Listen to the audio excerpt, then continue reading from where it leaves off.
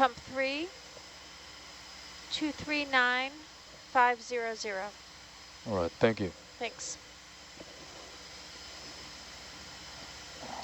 There's ceramic cookware. I just can't even touch this stuff. Yeah. It's like the nails on a chalkboard. Oh, I can't yes. get near it. Yeah, if it's not enameled, it can be like fired ceramics or Yeah, kinda- I can't get near that stuff. yeah, it goes. It's a sensory thing that goes up my spine, and that's a Yeah. no. What is that? I don't know. It has something to do with the pore spaces in the ceramic and like what There's happens when you something make it. about Why does it do it to you though? Probably Right. because of bad experience, you know, if you...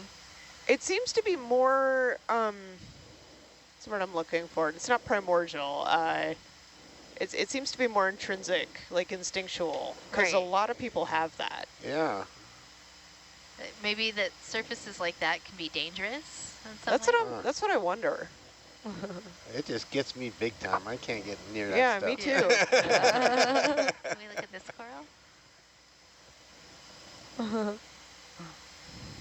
It's like how if you don't want a cat getting up on a space, a really effective way to keep them off is using perfect. double-sided sticky tape on Really? that surface. Or aluminum foil. Yeah, Oh, they I don't like tried the sticky aluminum surfaces. foil, did not work. Oh, It yeah, it doesn't was- work for everyone. True. Like cats are supposed to be avoidant of bitter apple spray, and my tortie apparently will just like It's eat like, it. oh, so Yeah. delicious. She Thank loves you. it, but she loves weird smelling things.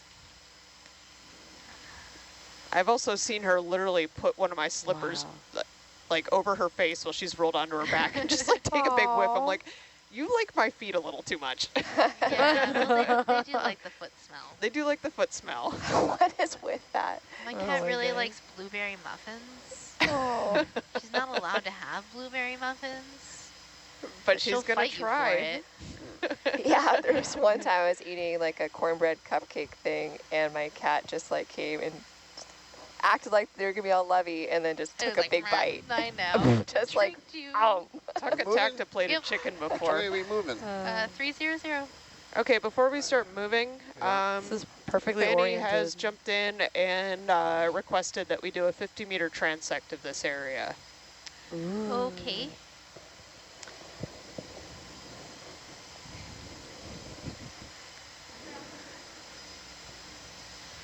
Yes. Al, this is Annette. I'm going to turn off pump 6. It's not pumping. Okay. This is the one we had trouble with yesterday that quit halfway through. So Okay. Okay. I'm just going to, pump 5 will continue, but I'm All turning right, 6 let off. me get All right. over there closer before we do that. So I'm not to zag or zig. Yeah, I'm taking a quick look at some of the rubble, but I think it's all attached. Yeah. Sad face. I think at least You one wanna- of these. You want to just take a quick gander in there? Maybe we can poke Yeah, around in this right pile. over there. Just do that real quick while we're figuring out Yes. the transect. Yeah, I just need to get more in line with the track. Yeah. I don't know, that all looks pretty attached. Sad face. And Annette, the volume of water? Yeah. You want to poke? 11 mils. Don't, only But the big Nope. one and is it's free. basically Yeah. didn't work, so I would make a note that the All pump right. didn't work. Moving on. Okay. It's not a true sample. Okay.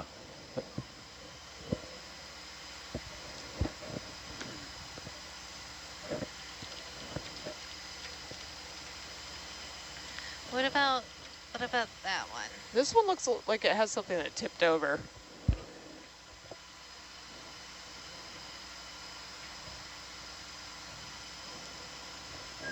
Which one?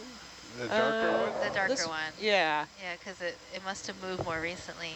exactly. Or it's just got something behind Or it. just weird. Well, we can Like the take other it. one. We from can the other day. poke. We can Yeah. Take a poke. quick poke.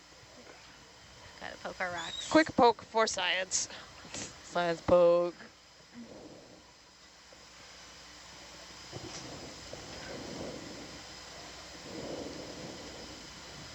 Come on.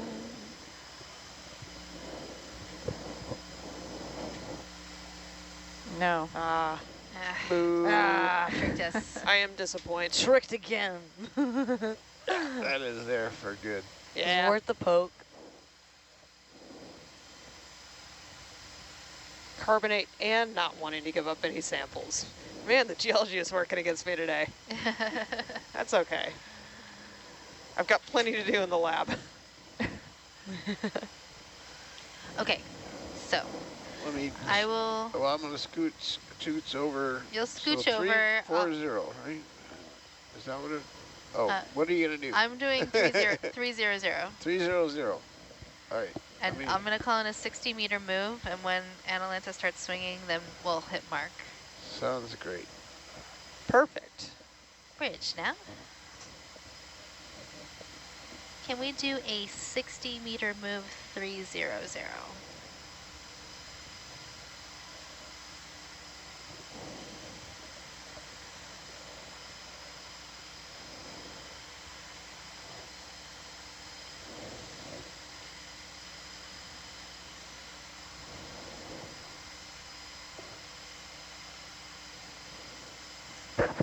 I mean, my notion that there was more rubble around here wasn't wrong. It just happened a long time ago. Yeah. Yeah. Dang.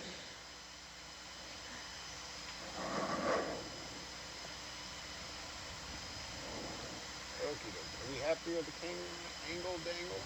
What do you want? I think. More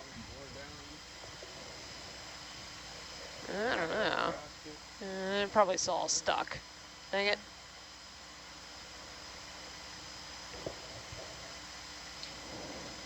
Oh, we weren't looking for rocks. We were lining up for the vine. Yeah, we're waiting for the swing.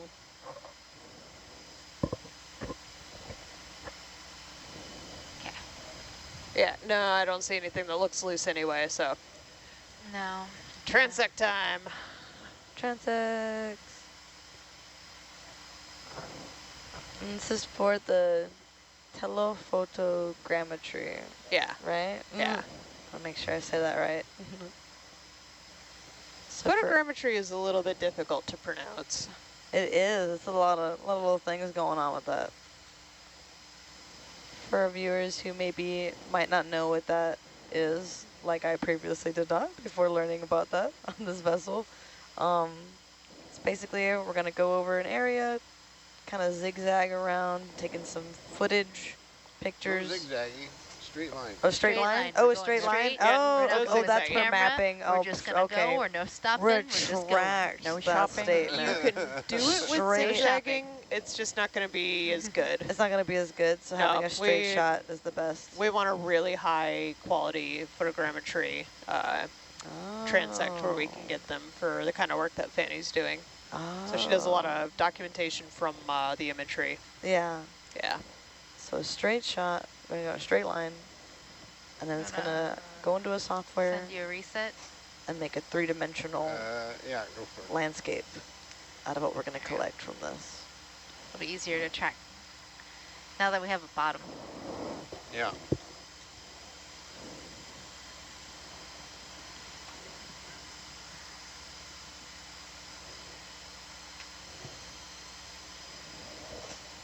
All right, looks like we're going. Yep. There Ready to go? Here We're we going. go. Okay. Woohoo. Taking Herc out for a nice little transect. Yeah. But we're not going to do it in auto altitude. That's clearly the case.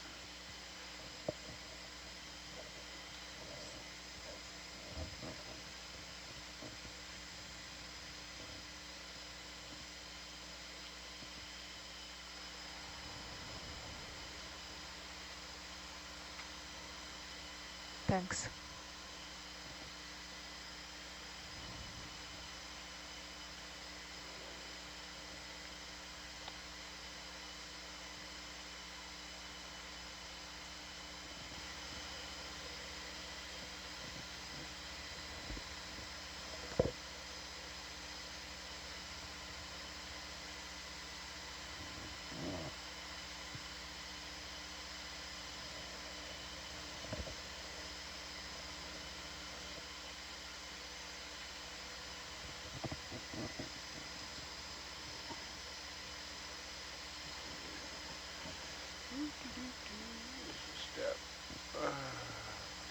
So it's August 12th on this side of the date line, which means that tonight is a great night to go looking at the sky, if you have clear skies.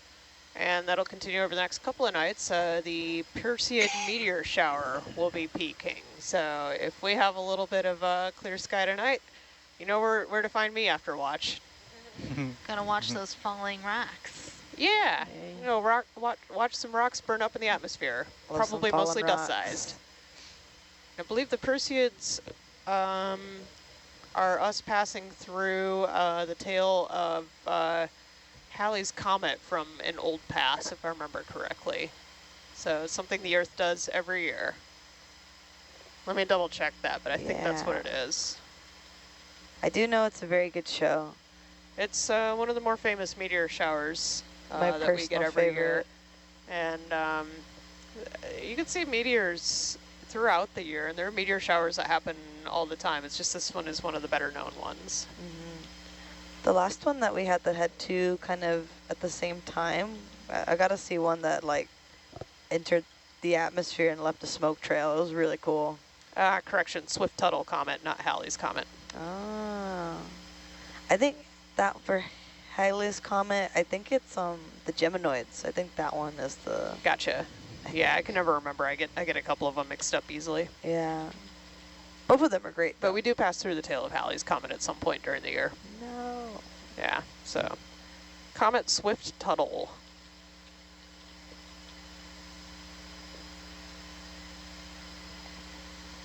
I wonder what that comet looked like.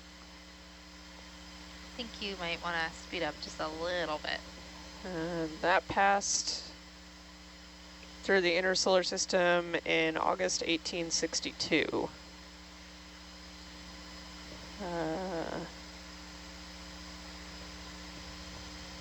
And now I'm going down a comet rabbit hole. Has an orbital period of 133 years and has a resonance with Jupiter, which makes sense. A lot of things resonate with Jupiter because it is one of the bigger players in this solar system. Oh, and then actually correction on Geminoids. Apparently that one doesn't originate from a comet. What was that? I'm looking on here and it says I think I need to Geminoids. turn you up. Oh, Geminoids don't originate from a comet. So I'm like, where did they come okay, from? so we don't remember which one it is. We don't remember I'm at sure all. Oh somebody my from Public gosh. Chat is going to jump in. All I know is that both are good. Good to watch. Every time the Geminoids are like on in Texas though, it's always overcast. Every Yeah. time. There's never a clear sky. It's so rare. But when it is though, it's a good show. So let's see. Looks like the last time we saw Swift-Tuttle was 92. Still falling behind? Yep. Well, we have a 0.3 move, and Oh, yeah, but this is Yeah. not, I know it's not fully calibrated. it's also dependent on my joy gain, so I can turn the joy gain up.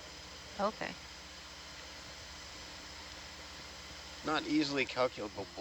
Yeah, you're just gonna kind of trial and error with Yeah, the numbers. They don't mean what they think you mean. no. Oh. I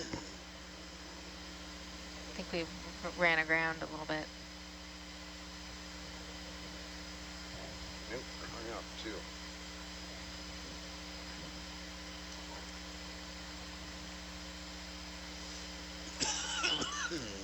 Yeah. Oops.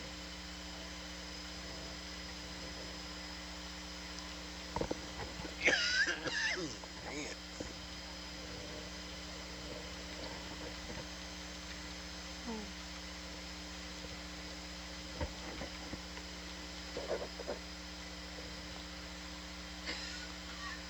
So much sediment. Little shrimp.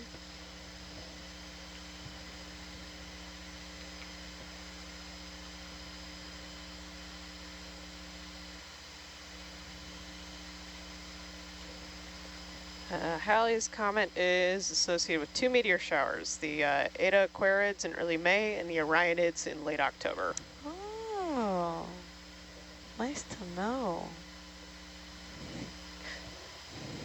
Again, there's so many meteor showers, I can't keep So track of them. many. Yeah. I was really into space stuff as a kid, and I wish I had a little more time to pursue more of it. But I have too many other hobbies, and it's kind of fallen by the wayside a little bit. Yeah. I also live in an area with a lot of light pollution that makes it really hard to do any meaningful sky watching Yeah. most of the year. That's kind of why I like the big shows though, like even in San Antonio, Texas, like where we have quite a bit of light pollution because it's such a big city, you can still see quite a few of the meteor showers when they're like a really, really big show. You just gotta wait a little longer, but still cool though. Still cool. Seen some fireballs. I indulge myself a little bit when I'm out at sea or when I'm up at the lake. Oh yeah, definitely out here is. Yeah, it's been good out here. Yeah. It's been great out here. I don't think I've ever seen the Milky Way that bright before in my whole life. There are very few places left in populated areas with a true dark sky.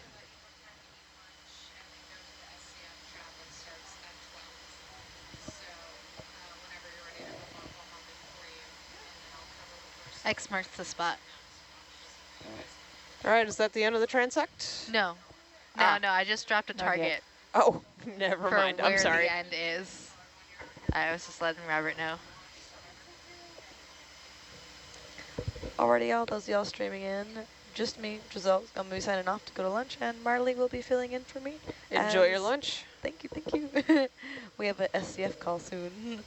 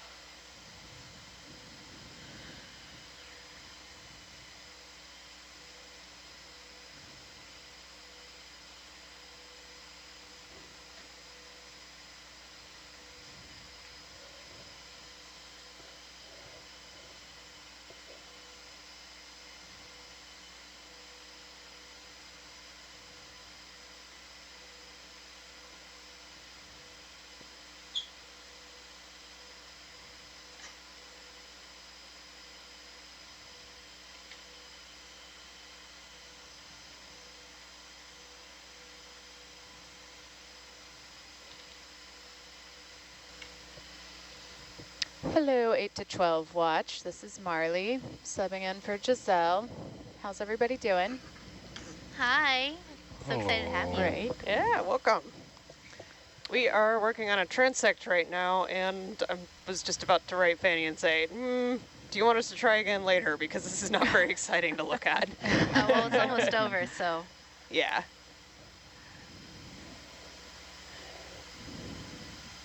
Sandy, sandy seafloor. But yeah, it's been pretty productive this dive so far on the bio end of things. The rocks Yeah, you are guys- not behaving at all. So we've been doing pretty well with the samples though. What's not behaving? The rocks. The rocks. I think we've been in carbonate the entire dive and nothing is loose. But the bio has been spectacular. Yeah, I think we're going to have some pretty amazing highlights from this dive. That's exciting. I agree. Sorry, so you haven't been able to get any rocks? Nope, Okay. nothing. That's Bummer. the end of the transect. And I don't see Okay. anything that has fully convinced me it's lava. So I was a little concerned about that looking at the morphology of the map this morning, but other than that, this is a beautiful ridge to be working on. All right, continuing on. Continuing on, you're free to go wherever you want. And we're off. 300. 300.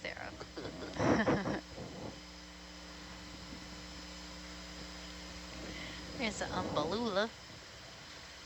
It's the first time we've seen this dive, but I saw that a few on the also transect. fair. I was looking at articles on comets. Yeah. The least undersea thing we could talk about. Yeah, kind of the opposite.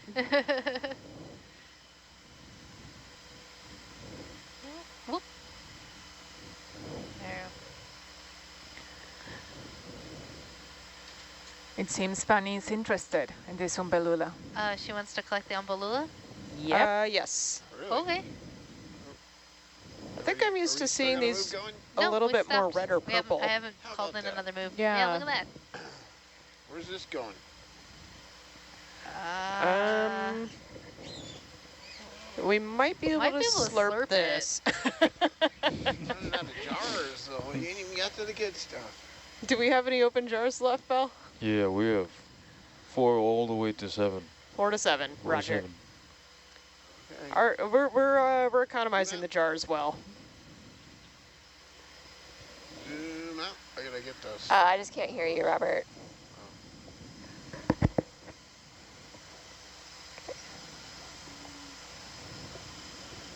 Have we collected one of these already? Not this dive, You but might this want to expedition? grab it and put No, it in the slurp. not yet. I don't think Okay. we I have. guess we just have imagery of it. Snip and slurp. Yeah. Copy.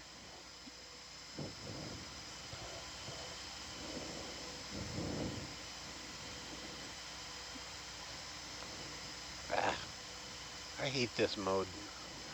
Are the jaws kind of snappy again today?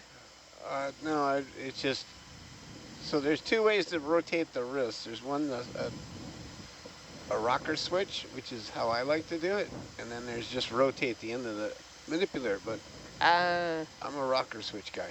Gotcha. But the rocker switch has the creeps, so, and we can't take the creeps out. It's Yeah. it's in this master. That sounds tricky. Taking the creeps out? Yeah. Getting that out is through an electrical connection, I'm presuming. Well, it's Yeah. it's actually, there's a potentiometer in there that needs to Oh. get replaced. It's kind of, I think it's just kind of worn out. Yeah. It This sounds like the manipulator- potentiometer's in my lab. We have a new slave secondary manipulator, and then we have the primary manipulator up here that's very old. So that's brand new, and this is probably like 15 years old. Yeah, one of our potentiometers in the lab got the creeps pretty badly a Yeah. few years ago when somebody turned it off too hard. Can you tilt down a little bit?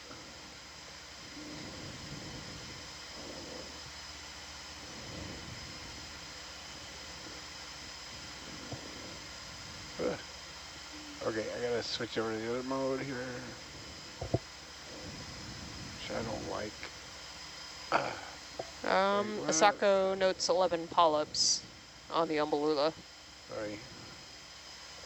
What do I got going here? Oh, oops. You got it, Robert.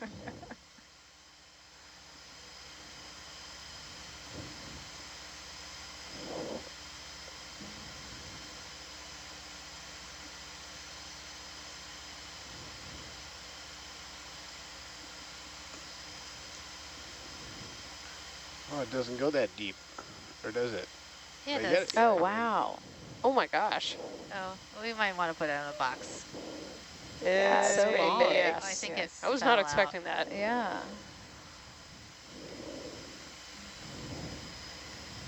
It's like when you pull a weed and it's got a massive root structure that you're not expecting. Going. Yeah.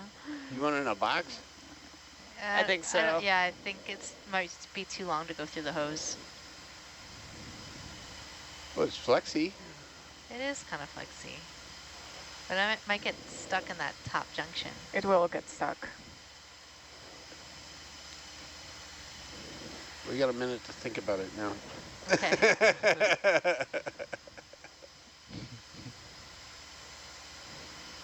It's pretty floaty though. Like, It is what floaty. We'd box you gonna put it in? It'd have to be a forward box. Yes.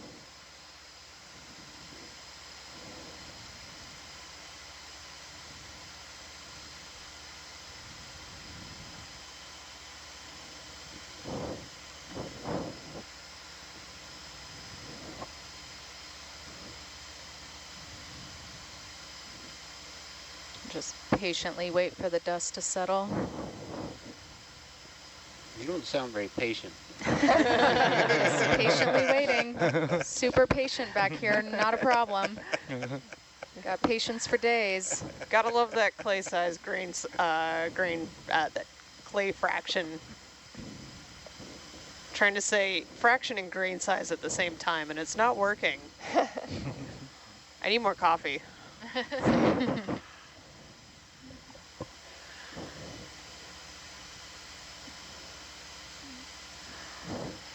Okay, Okay. so we're going for another grab.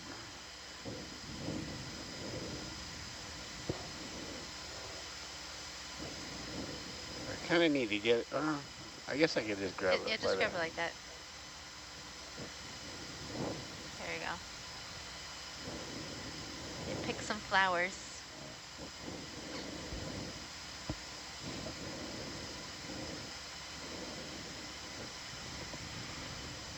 Okie dokie. Camera back and box out. Which side? We have 2 corals in Omega. So do we want to put it in Lambda? Yeah, let's put it in Lambda. Okay.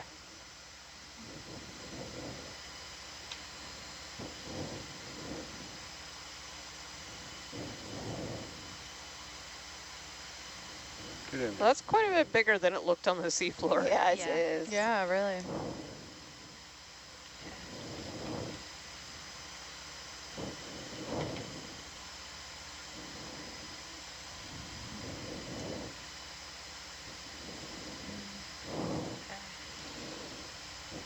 All right, you want to close it?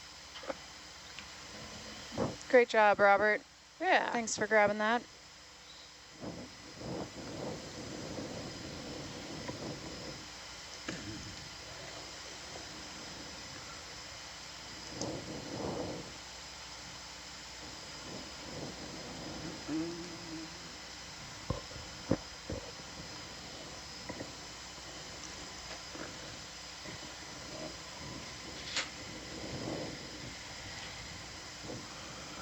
Okay. Bridge now.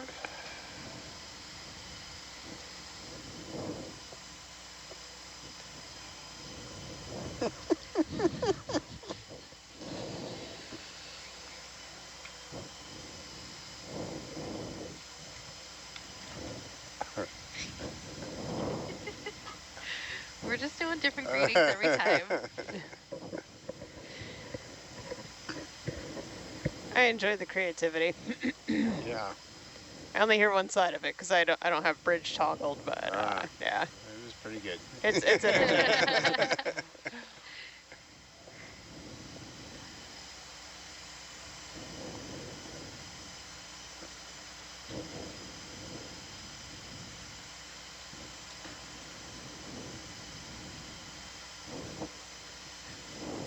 Yeah, I don't even actually have the option to toggle bridge if I wanted to.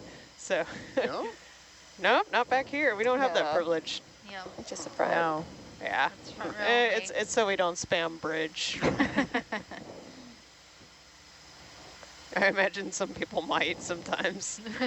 Or just latch on by accident. Can you come up just a hair? Nah, I just talk to our friends on the bridge when we're off watch. So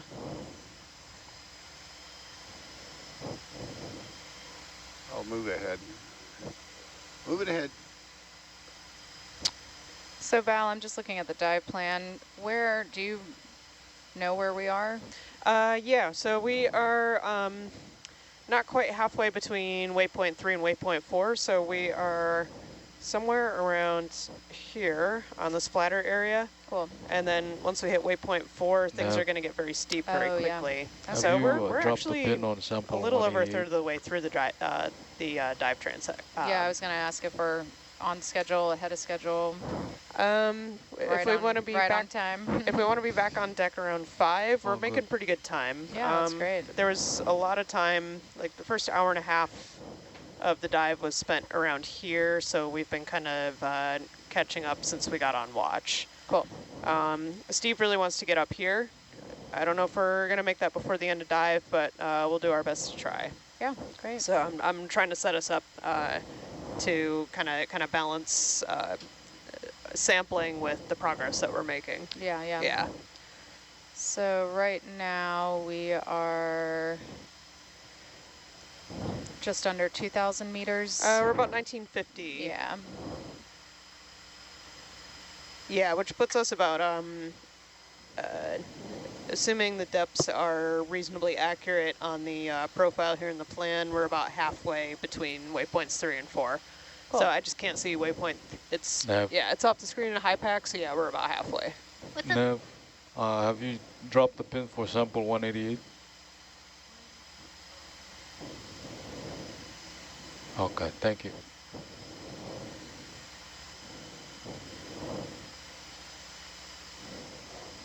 So yeah, roughly a third of the distance. We're about 500 meters from start of dive. And total dive length is a little bit over 1,600 meters. Yeah.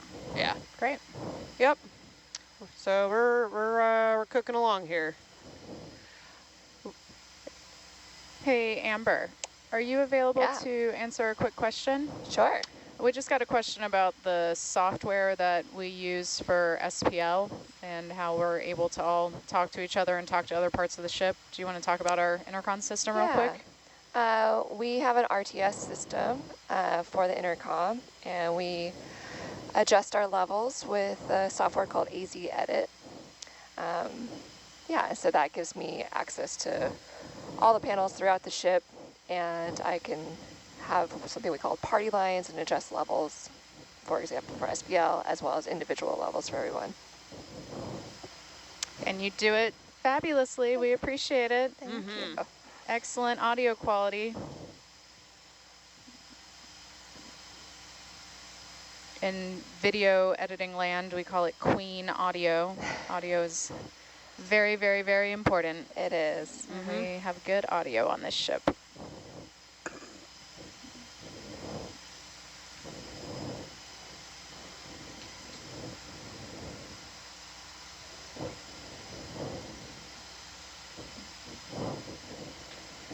I see what you mean about the rocks, Val. It looks like everything's pretty cemented down here, isn't it? Frustratingly so, Yeah. yes.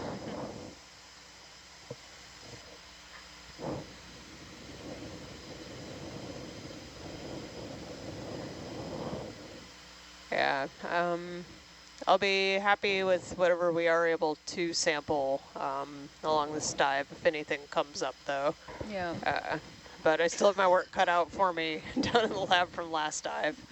How many do you have from the last dive? 5 rocks, all of which have some sort of hydrothermal remineralization, and that always takes a little extra work to sort out for the documentation we use later. So I try to get as much of that done in the field as possible. Yeah. Yeah. And they all have something different going on, so my work is cut out for me there. Let's do a little, sponges appear. Yep, so I do a little sponges. flyby zoom on this coral. Is this like a really tiny Iridogorgia? Is that what that is? Yeah, Iridogorgia. So it's my favorite. All right, so we have a few members of the next watch starting to trickle in, so you hear some voices start to change over as we get into the last 10 minutes of our watch. It's so little.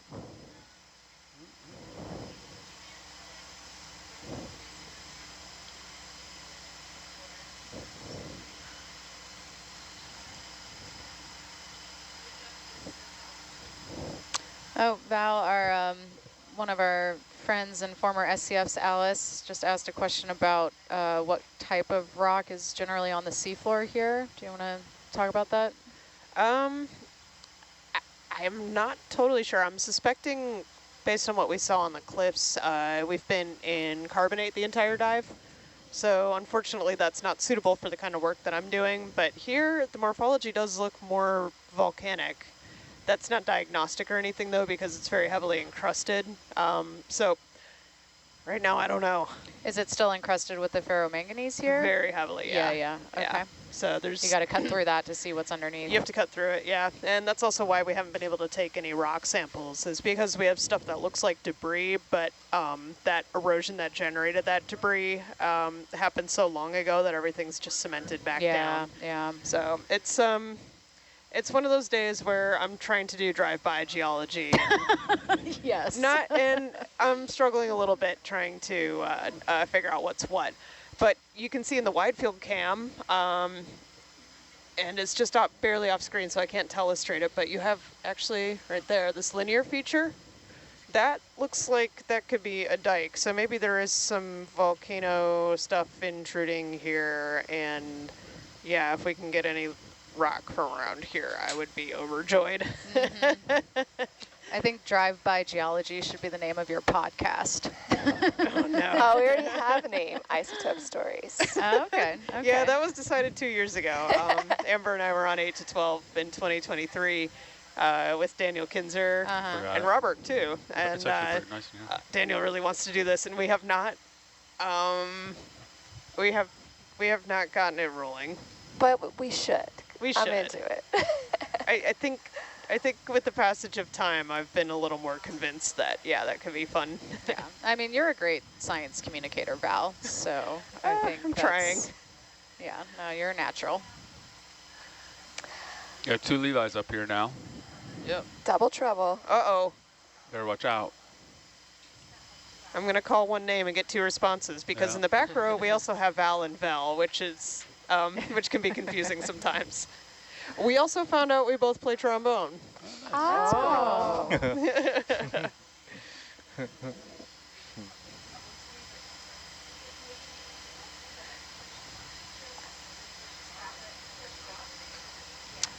Yeah, as Val just mentioned, we do have a watch change coming up, so we'll have several people switching out here in the next few minutes.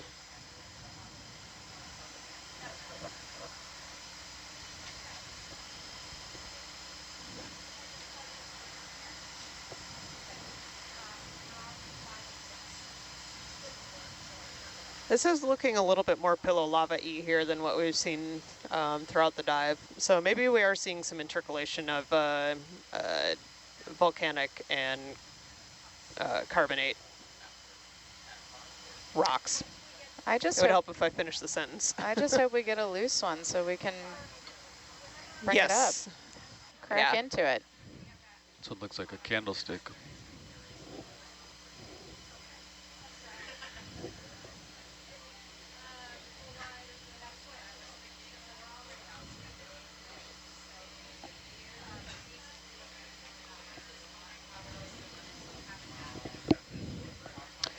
Lots of background chatter in the van right now as we do some handover.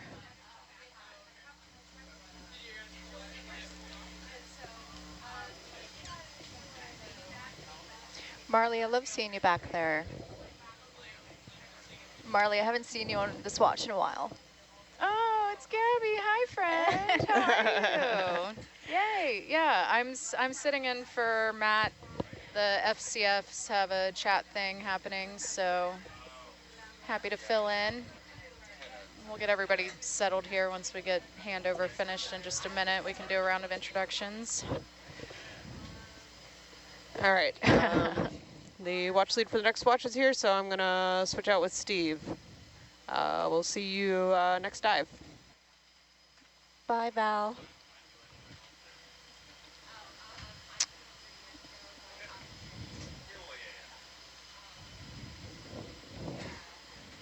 Steve.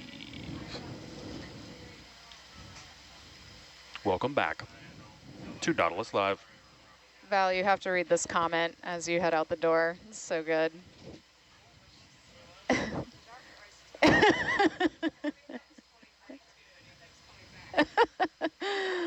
Well, I agree with this commenter that, yes, Val is awesome. Yeah, happy you're here. Happy to sit next to you while you do drive-by geology anytime.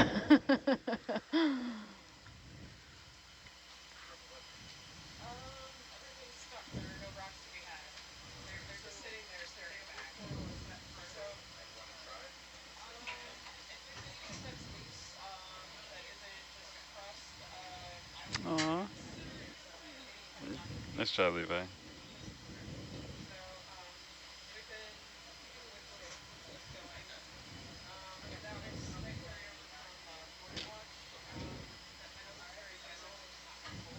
Up ahead, there's like a steeper set. That might have more life, I think. So we'll put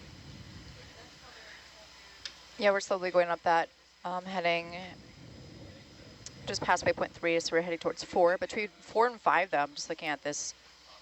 It's a pretty steep incline. sweet. It's going to be fun. It's going to be epic. We're going to climb the mountain.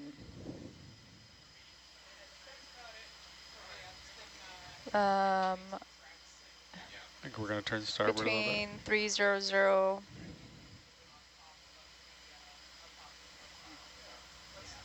Accurately, I guess, 305, but it just depends. If you see anything interesting, everything's interesting. Yeah, that's true. Yeah, we can turn starboard a little bit and then kind of go towards the global bathymetry, I think. Sure, I'll take off. Go that way.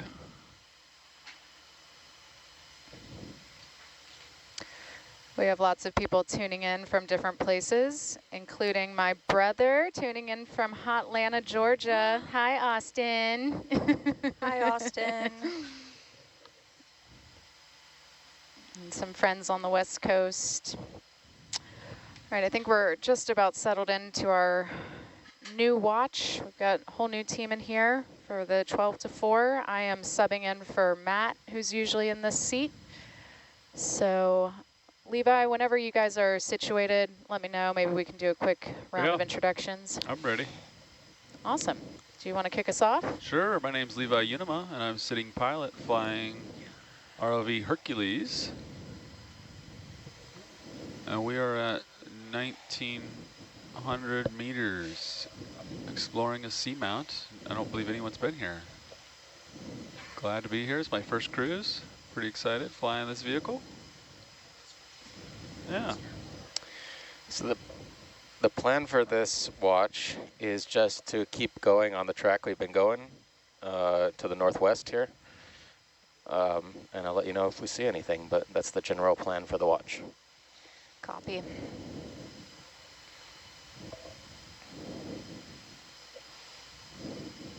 We could probably get a move in. Bearing 300 or 305. 305. Great. A firm. Ship movement? Yeah, let's Copy. do it. Do like 20 meters. Roger. Bridge nav.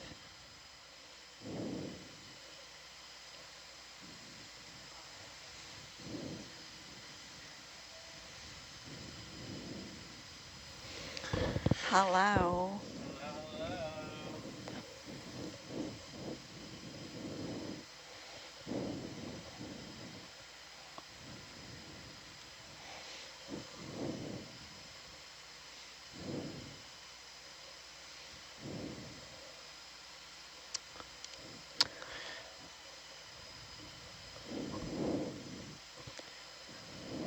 Can we take a look there? Sure. It's like a C-pen-ish. Yeah, it's something. Energy. I don't think we've zoomed on that yet. We collected a C-pen just a few minutes ago. Nice. All right, video's ready. Let me know when The you're soft sediment Yeah, you can zoom animals partial, were and then I'll land, and then I'll tilt you down. not often tilt me collected down. in our data set in other dives, mostly because we've been trying to maintain contact with the rocky hard bottom. This is a pennatulidae, a C-pen. Probably in the pennatulidae family. Different from the one we collected, though. You think it's in the sand, or do you think it's attached to a rock under the... It's so that if you look at the bottom, they have a peduncle, which is kind of like an inflated ball that helps anchor them in the sediment. But this one is not one of the ones that'll shoot down in the sediment if you try and collect it. Usually these just kind of sit there. Nice. This is an octocoral. All right, it's good imagery. You can zoom out and keep going. Copy, going wide. I'm familiar with this morphotype So sometimes we might refer to species as morphotypes if they don't have a name yet, but it's something that has been genetically sequenced and TBD about its identity.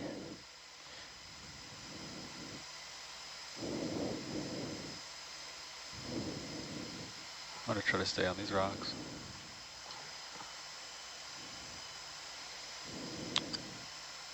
So while we're cruising along here, if we can do a quick round of introductions, since I'm not usually here. Gabby, we had Levi introduce himself. Gabby, can you tell us who you are?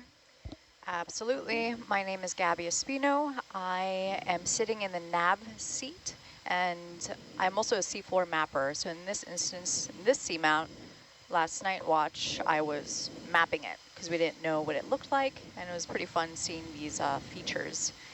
And yeah, originally I'm from Kailua, Hawaii, and I used to be in the Navy, but I traded my wings for flippers, and I am now here. And you're awesome. We appreciate you. Thanks, Who else is in the front row? Rye?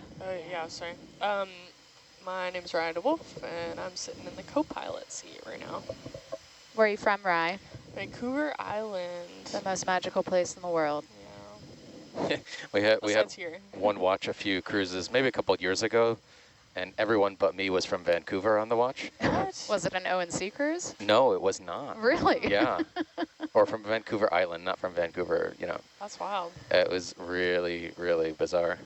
I'm so excited because Maranke is also from Victoria, so I can finally have a friend that lives in the same country as me.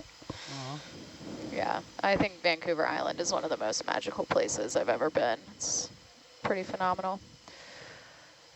Dan, do you want to introduce yourself real quick? Yeah, absolutely. My name is Dan Kirilov. I'm the sitting video engineer for this watch. I'm out of Seattle, Washington, and this is my first cruise. Don't know which dive, but this is fun every time. Do we have time to zoom on that? Yeah, we do. Video, you want to snap zoom on the coral here? Try to get you down. And Dan's analyzing all of this with his psych degree. Yeah, while I'm zooming. You got it. Zooming. Multitasking. All right, so this is a chrysogorgia octocoral with the uroptychus squat lobster. Getting closer for your awareness. Focus. We've seen quite a few of these, haven't we? Yeah. Stop moving. Yeah, so this whole family is characterized by this thin, branchy, very fine, delicate polyps and skeleton, but interestingly, it's very difficult, if impossible, to tell apart species on the seafloor. All right, we can zoom out. Roger. Keep moving. This group was recently, well, it's actually still going strong. And several new species of chrysogorgia are described every year, and they're active revisions, which kind of think of them as resorting species that are already known into finer and finer categories based on additional information and collections. It's been pretty heavily worked on in the Western Pacific in recent years.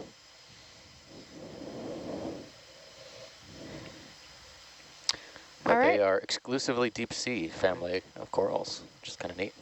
Yeah. See loose rocks over here? I heard some chatter. They want a rock. Yes, we're looking for rocks. How many poke these two, or do you think they're solid? It's so hard to tell with that much sand. Yeah, I think we're looking for something more angular. These look kind of smooth and roundish. Roger. Yeah, let's do another one, I think. So kind of some cool rock features here. It's pretty lumpy. It's crazy. This terrain is so different from where we just were a few minutes ago. That's what I love about seamounts. Yeah. Patchy. Patchy, heterogeneous landscapes. Oh, this is so cool. Wow.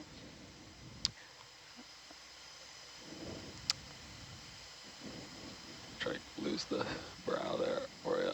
Speaking of patchy, there you go. This kind of illustrates the point. There's the patch. Yeah. Where all the things. Which one do you want, Steve? Spiral? No, I mean, we know what those are. I'm actually more interested in things that look like this, Roger. you know? Okay. Yeah. Because those are the harder ones. Those are the ones you have to look at. You can't look at them from the colony morphology perspective. You have to look at the polyps. And Iridochorgia is pretty easy to tell from colony morphology. Copy. Others not so much. This unbranched whip right there, that's Candidella gigantia. It was collected a few dives ago. It's very common throughout the North Pacific. Actually, afterwards we're going to look at that one because that's interesting. Not sure if that's, yeah, that's fine first. I'll try to get lower so I can see the polyps closer. This is like a whole forest. Yeah, this is beautiful. Impressive. Are you coming partial as I land? Yeah, that one. Copy partial. Almost on the ground, almost on the ground. You tilt me up a little bit, and then zoom in.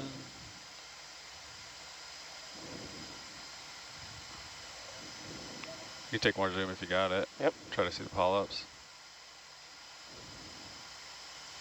Yep. Sorry that I'm moving. Slip it on the rock. That's all right.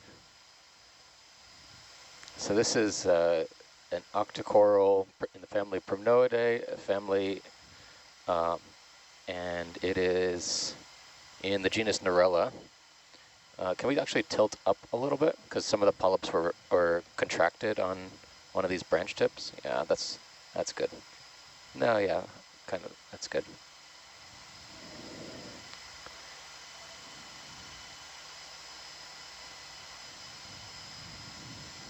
Although it could be Candidella. It's tough to tell. If the polyps aren't fully retracted, can we tilt over to the right a little bit? And yeah. That's good. That's good. Going yeah, wide? I think we should be able to tell with that. Norella or Candidella, but we collected some Candidella earlier. From the branching morphology, it almost looks more, oh wow, that's huge. They're huge bottle brushes. This one is most interesting. You're going over it. Happy?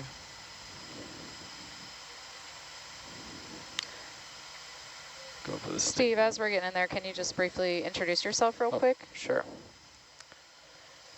So, as watch lead, my name is Steve Oskovich. I'm one of the biology science co-leads, and my role is to help guide the dive along on this expedition. Yeah, you can help plan the dives. Yeah.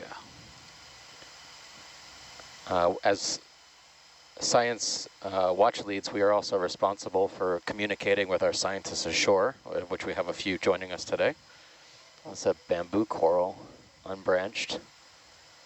Looks very similar to one we sampled earlier in the expedition, actually. Since we're in the similar depth range, it's likely the same. Very fine polyps, not very large sclerites.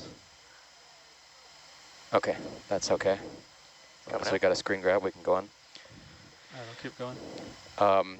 When I am not here on EV Nautilus, I am a biologist at the National Museum of Natural History at the Smithsonian Institution in Washington, where I work on deep sea genomics, or the genetics of environmental samples and specimens that we collect in the deep ocean. Well, there's a really nice one here. This is a relatively new genus that was established from a couple of years ago.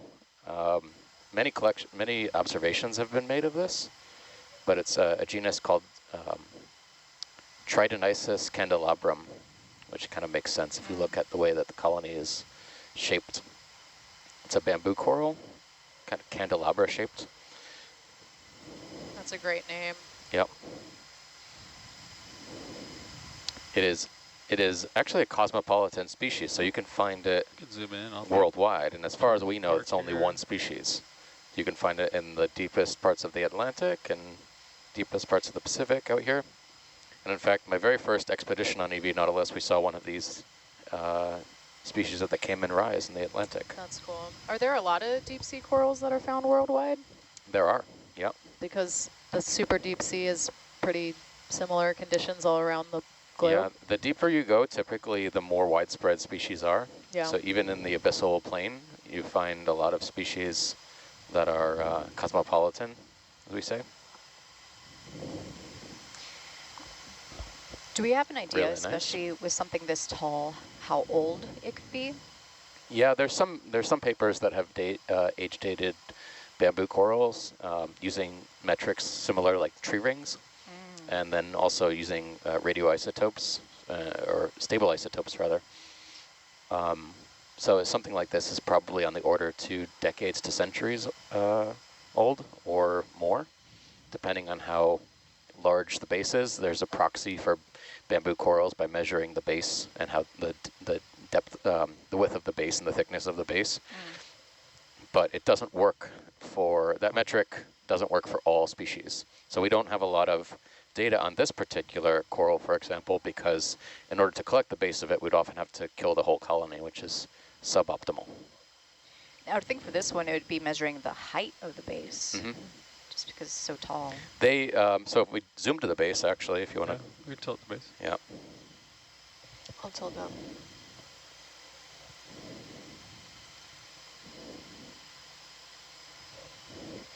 And you can actually see the tissue on most of these should extend most of the way to the base, and in fact it does on this one. See how it's pink? So that means regardless of where the tissue is, as long as the tissue is covering a surface of the coral, it's secreting calcium carbonate onto the substrate. Sometimes you'll find there are actually predators that live around the bases, and if you see like there's loss of tissue here, that would mean that they're not secreting additional calcium carbonate at the base there, so they wouldn't be able to grow. And actually that sometimes causes them to be undermined in that the water around them is very carbonate poor, and so it's constantly eroding chemically the base of the coral, which is why you find some corals toppled over.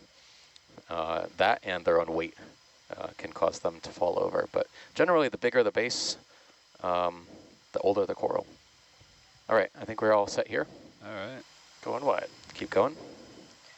Steve, we have a quick Just question gonna find about your the port age of so that- corals and whether or not deep sea corals can just die of old age, like assuming they're not knocked over, assuming conditions are good. As far as we know, will they just keep growing indefinitely? They will. Do they No, die that's of old heavy. age or disease? Or Just gonna keep going. Just gonna float up. So there's a. Just so you know. Oh, you go ahead. Oh, I was saying that generally corals will grow indefinitely. Yeah. This includes for the shallow waters. There's a saying that they're called the ancient immortals, especially for shallow water reefs, because small coral larvae can settle on older coral skeleton and just continue to propagate and grow. These are much the same. They'll continue to grow and grow and grow, and their own weight or predation are oftentimes the things that most commonly lead to their demise. Predation, also parasitism, other animals competing for space.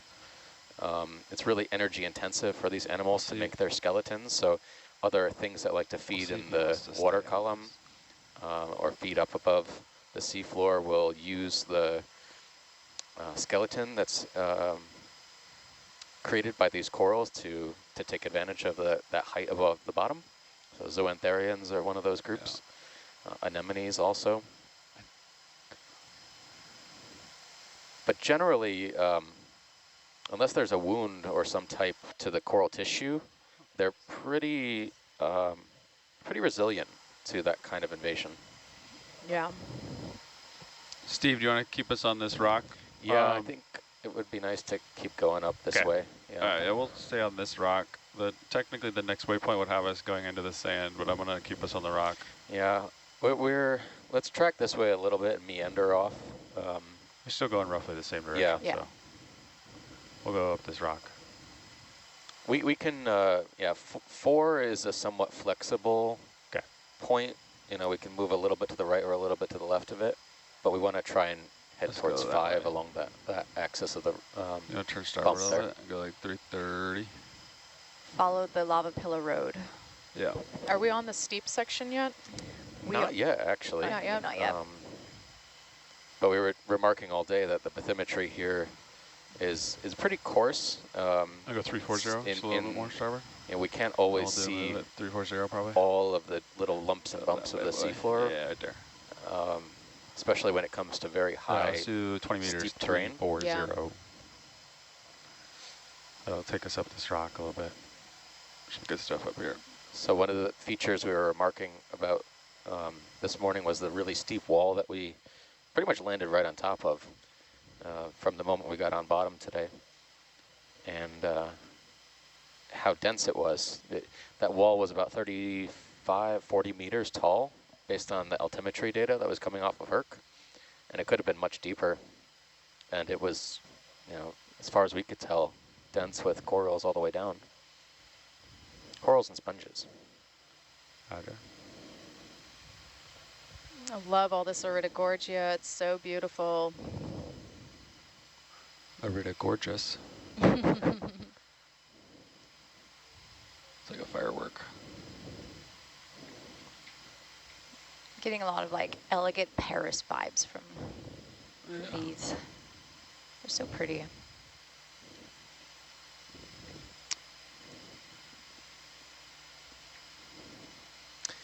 This the genus Iridogorgia also is one of those cosmopolitan groups, but there are more species. Some are restricted to the Atlantic, some are cosmopolitan, like Magnispiralis is a species that is found in all oceans, well, at least Atlantic and Pacific, the 2 largest oceans. Do they all look the same? Do they all have that kind of iconic spiral shape? Generally, yeah. That kind of helical coil is characteristic of the genus. There's a Synaphobranchidial out there in the distance.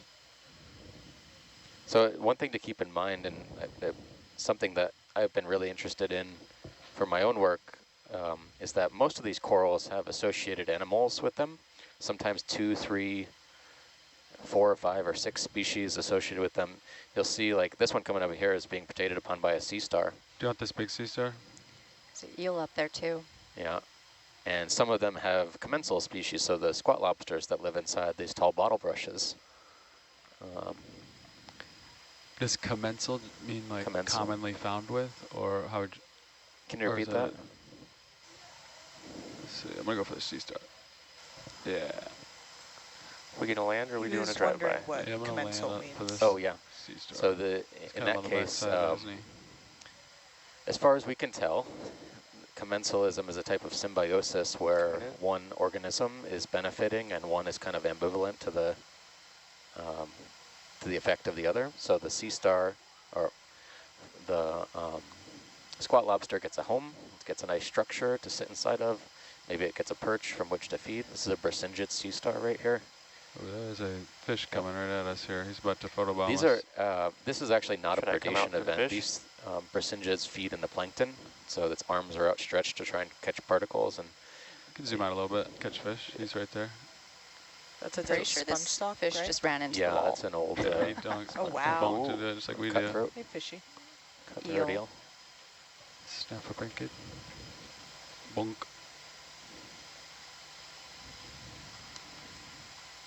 I believe it's a brittle star. Oh.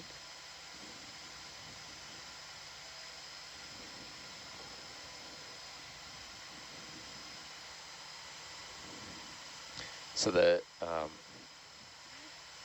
idea of that deep sea coral ecosystems are not just the corals themselves, even though we've seen probably 30 or 40 species of coral on this dive so far, just based on approximations we were able to make from a distance and from imagery. There's probably another, double or triple the number of species that are associated with these corals, and those are even more poorly known than the corals themselves. all of this contributes to the biodiversity of the seafloor. Steve, we talk a lot about how much of the ocean we have yet to discover as far as different species.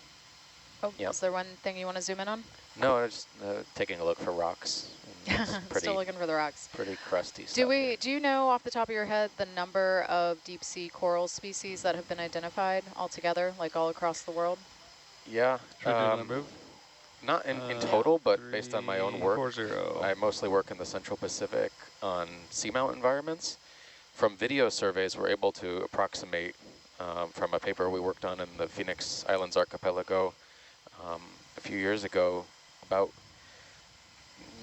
between 150 and 200 coral morphospecies just from what we can see based on differences in video. It's probably 50% more than that if we actually look at the taxonomy of the species and their morphology under the microscope or genetics. It's just there's only so many characters we can distinguish from video like this. Worldwide, I can give you some statistics. That there's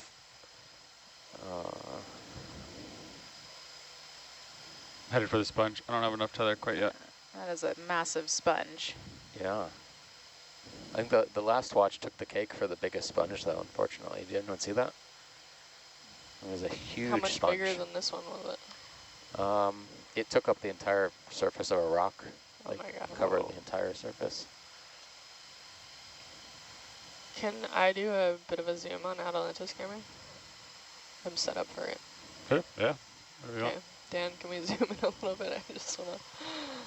There's no heave today, so yeah, pretty solid. Tell me when you're good. Yeah, I'm looking up a little bit. Oh, actually, yeah. And it's behind. That's pretty good. Like it's further away. It'd be nice to look kind of at the top of this sponge. Copy. Some stuff up there. I'm curious what it might be. Just leave it there for a little minute and then...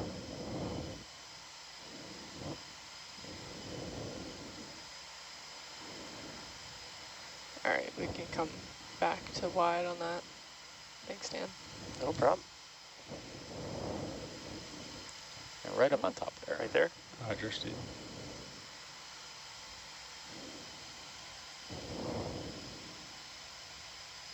Get you nice and close video. Thank you, thank you. Kind of looks like solidified smoke or something. I love deep sea sponges, they're so cool. Yeah, this is the sponge itself is called polyopogon. It's a glass sponge, but this one is actually more like cotton candy textured. Yeah.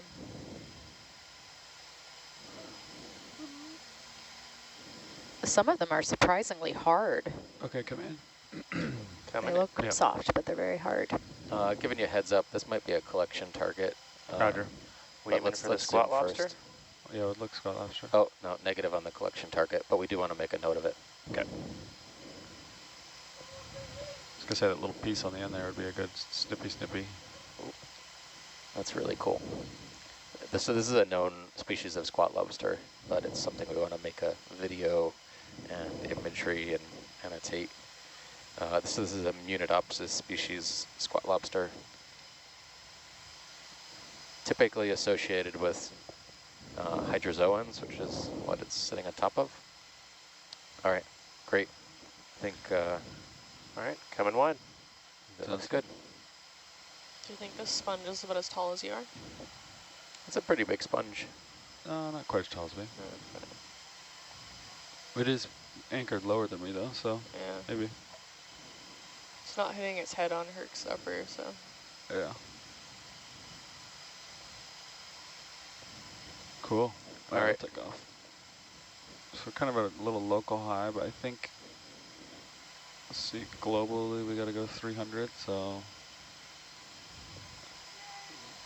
go over that way. I'm gonna have you turn port a little bit.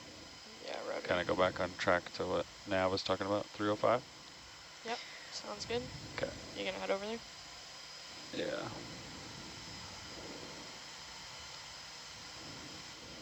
Or even just 300 would be good.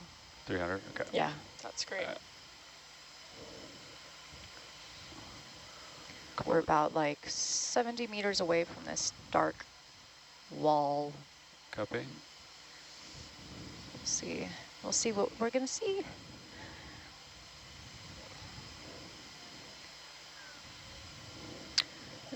Steve, whenever you have a second, can you tell us a little bit about the kind of decision-making process for a collection, whether or not, what factors go into deciding to collect a sample? Up here.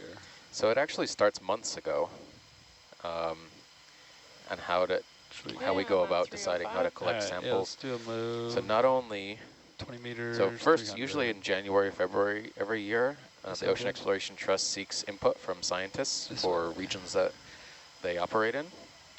So they'll send out interest sheets, and scientists all over the world will say, hey, you're going to this area. We don't have any records of this thing. It might be a new species.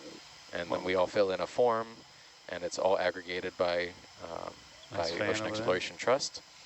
And depending on their areas of operations and their partners and stakeholders in the areas that they're operating, will get permits to work in for biological collections in certain areas. And then after that, we usually draft a few months, usually 4 to 6 months before the cruise, will draft an expedition plan. Snap zoom? Yeah. Oh, I see. Oh, is that a sea star you're looking at? Thank you. Thank you. Nice.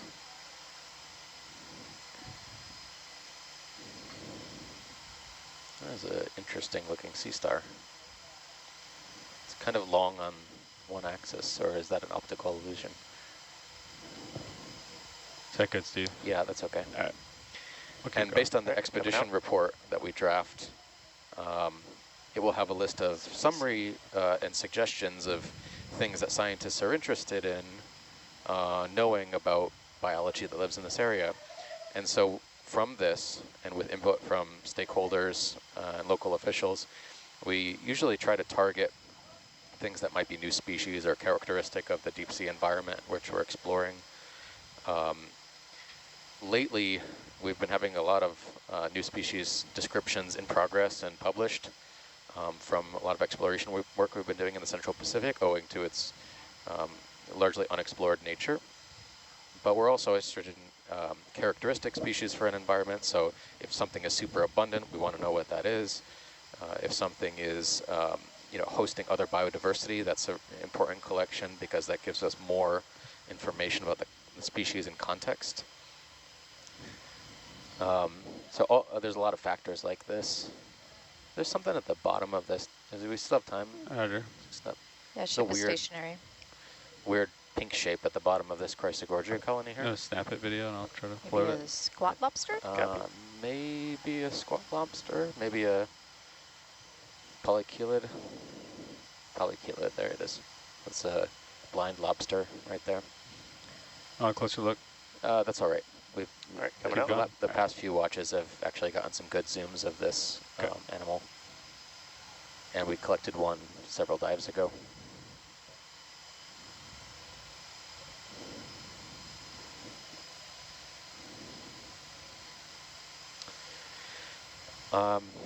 So yeah, all of this goes into the process of deciding how we collect organisms. Generally, we try to minimize impact as much as possible, but usually the species that we collect are used by scientists all over the world at both in the present day and in perpetuity in the future. Anything here look loose? Rocky bits maybe? Test. What do you think? Maybe in this area? Although we might have there might be some rocky bits up here too.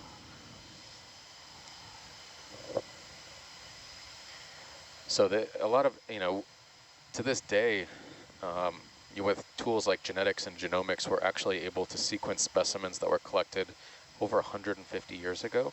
Yeah, that's amazing. And so it's really important to think not just in the present day with the technology we have, but for the future. Like now we're collecting specimens that help support eDNA and maybe the ability to characterize an environment without actually having to sample anything eventually. But tell me, I want to look at this. According to the current laws of zoological nomenclature, it's generally not advisable to describe species based on photos. but it's been Zoom done in. before. Yep. Lose the, yeah. And then I want to float up. Okay. Try to find those rocks next. This is an Iridogorgia.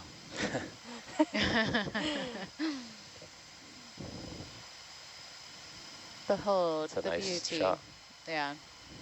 It's unusual to see them growing straight up like coming that, out. so that might suggest that in this particular environment, you know, these animals typically move with the flow, and if it's growing straight up, it usually means that maybe flow is squirrely or, you know, not necessarily in a clear direction. Usually they'll grow in the down current direction. I'm looking for rocks. Yeah, let's look at some rocks. What do we think about that? Okay. We're just trying to think of obvious looking things that might minimize our... I'm getting more tether now.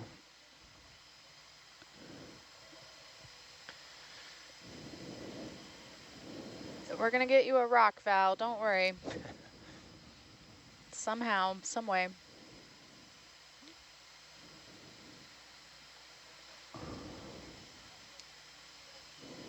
You want to poke that rock? Yeah, let's poke that rock. See the dark center? We haven't poked any rocks this watch, so gotta make honest, an effort. It doesn't look promising, but we're gonna try it. See this one center, bottom screen there? Yeah. It looks pretty. Do you still want us to poke it, Steve? Yeah, I do want to poke it. Okay. Yeah. We'll poke it. Listen, But I I will see what never you're say saying. no to using the arm, so. Yeah. Yeah, it's pretty... when you see these bumpy textures on the surface, that usually doesn't indicate is something that's going to be all too free to move around. Something that's been in place for a bit. No, it's just me being picky about Do this number for you. my controller. Or on the hunt. But it's worth a shot, and I think if anything, this is just going to be the rounded kind of lumpy nature suggests that it's really in place. Okay. Yeah, that's very in place. Yeah, I would say here. With the robot. I think that's a negative. All right. Rock versus craft arm. We'll keep looking.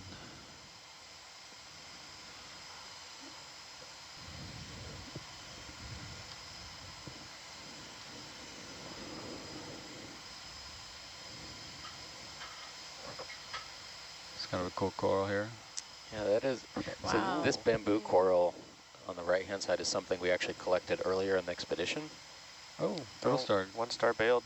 Bailed on us. Do you want me to do a drive-by zoom, or are we good? I think we're good. And Steve, do we typically just collect one sample of each type of thing? Will there ever be a reason to collect more than one sample of the same thing? There might be. Sea stars on the bottom.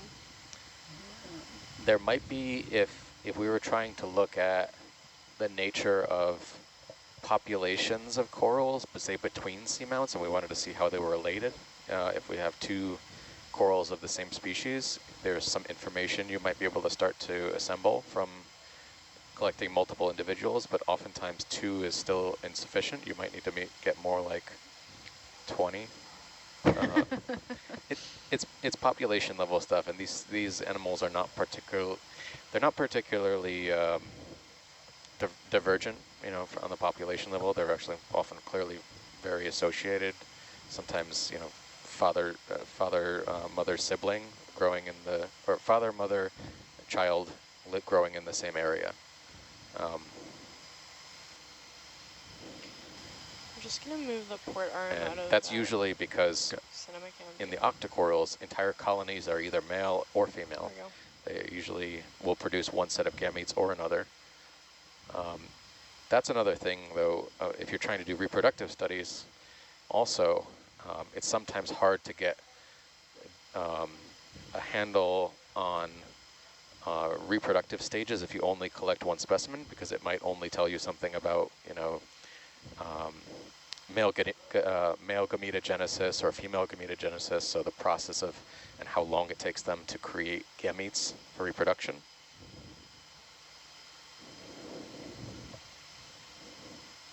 So oftentimes, for large-scale reproductive studies, you might need more than one, usually maybe something like 10.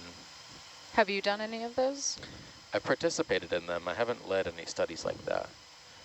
But we've done some reproductive work on corals in the Gulf of Maine that I was a part of, in the Western Atlantic. And there are also reproductive studies ongoing from the Gulf of Alaska on primnoid species corals.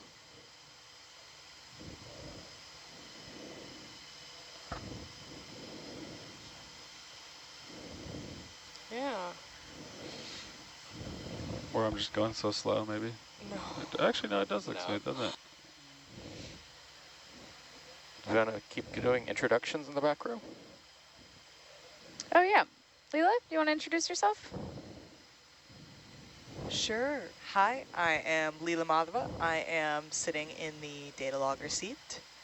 And I'm originally from Chicago, but now I go to school at University of Washington, Seattle, where I am double majoring in biology and marine biology. And is this your first time at sea? It is mostly my first time at sea. I had an expedition last summer that had some technical issues, so we went to sea for like 8 hours. But other than that, yeah, this is my first time properly getting out there. Should we get another move in? Well, we're glad you're Together, here. does that sound I'm good? very Thanks glad to for do all of another your hard event. work. Yeah, of course. Yeah. Bridge nav. This is another different type of, different species of chrysogorgia bottlebrush. I'm going to get your closest video. Different from the ones Copy we've been that. seeing lately. No associated animals at home on this one that we can see. Usually there's small amphipods and sometimes small worms associated with the polyps. And okay, I'm on the ground. You can zoom in. Try to get the polyps. While I get some more tether. Current's kind of blowing it around. Probably from my thrusters. Oh, this is interesting.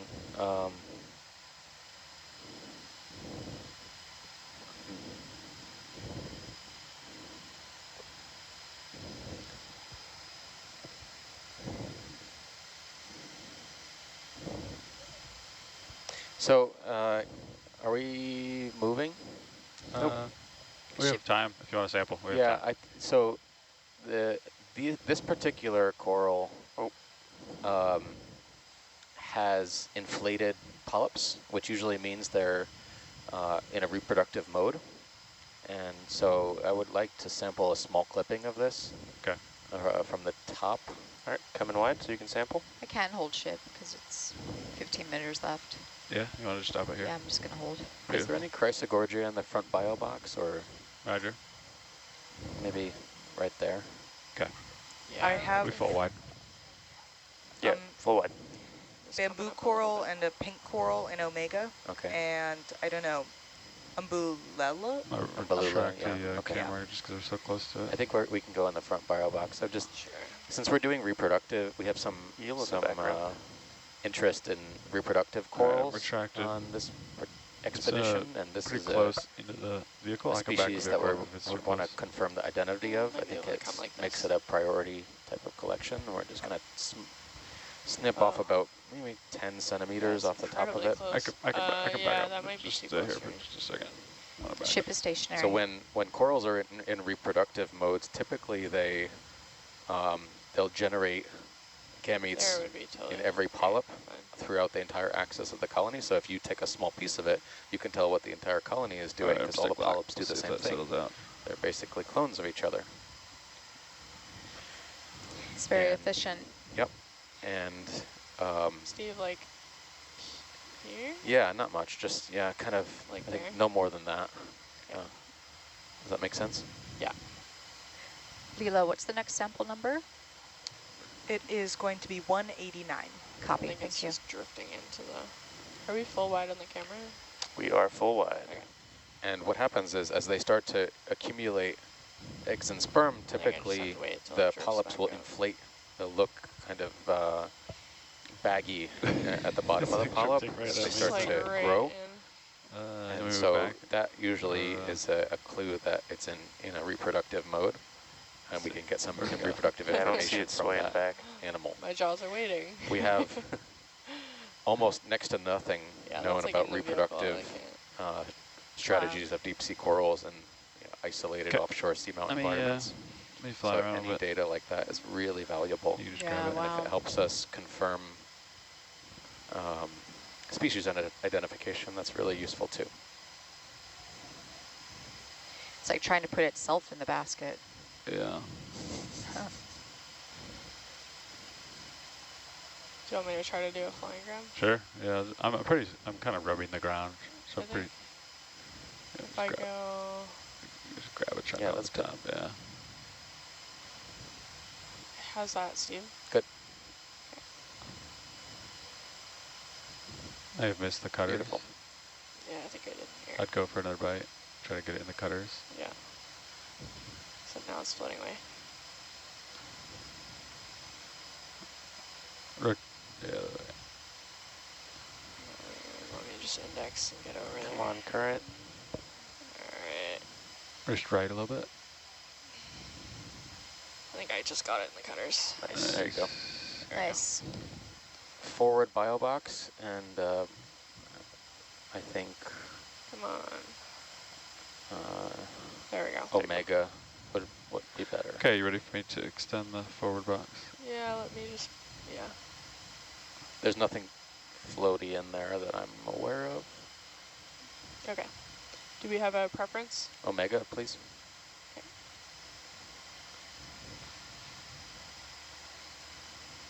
This is very.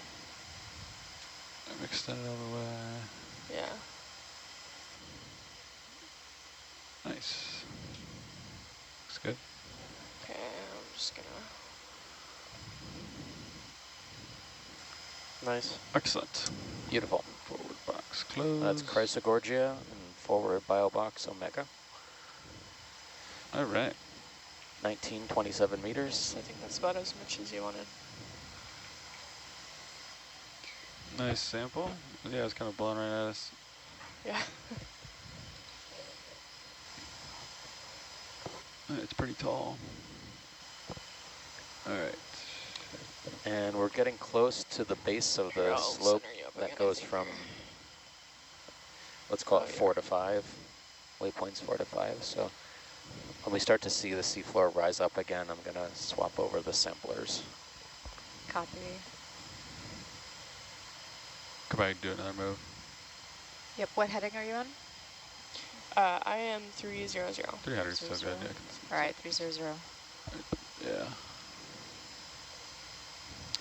Leela, how many samples have we collected for the whole dive so far? For the whole dive, we have collected 189, so 190 will be our next one. Wow. Yeah. Yeah, and especially often they'll have subsamples in the lab. So for example, if we take a chrysogorgia that has a sea star in association, or if we find some of those little amphipods, those will end up being their own subsamples. So it ends up being a lot. Yeah, ship is moving. Roger. Hemicorallium here. Paint the pink coral with a euryalid brittle star.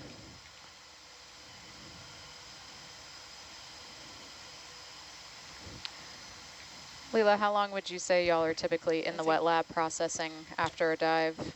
How long is that? Yesterday, I want to say it was 4 hours. Recovery was around 1:30, and it was wrapped up in time for dinner. But that can change depending on how many or how few samples we get. Right. Anything over here? It's a lot of work, though. Yeah, it's a lot of fun, though. We'll get music going, and it can be very cheerful. Yeah.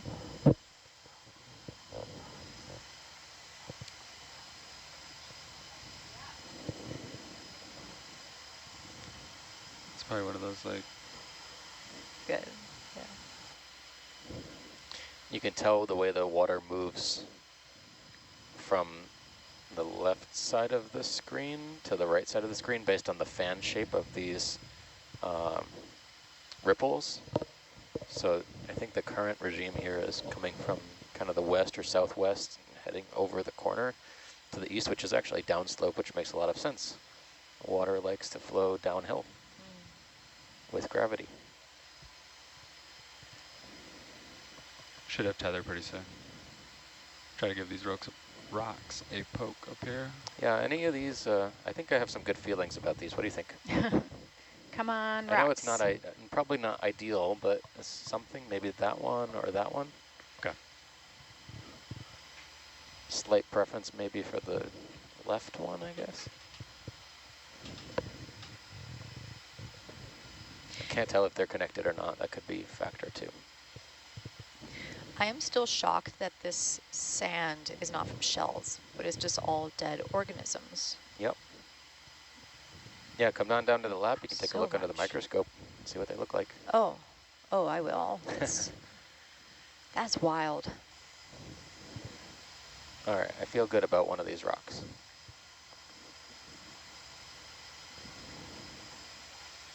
Hey, you want to poke that big one?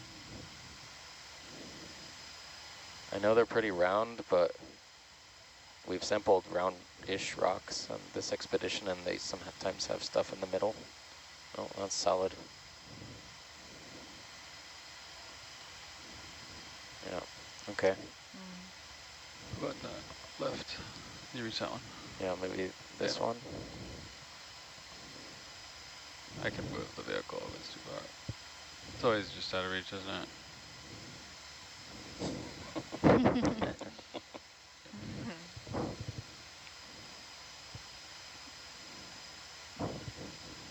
Alright, I'll help.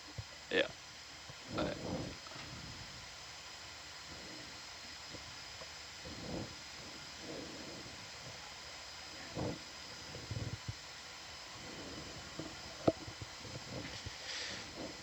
Coming down.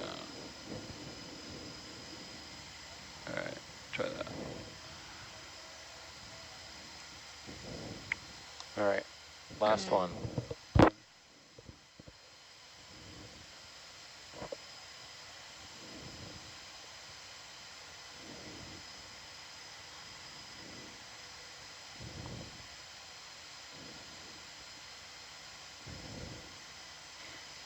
Ship is stationary. Copy. Hey, you want shoot that one, please? That's a pretty big rock and also part of the mountain. Yeah, definitely. All right, Shoot. it's a no-go. All right.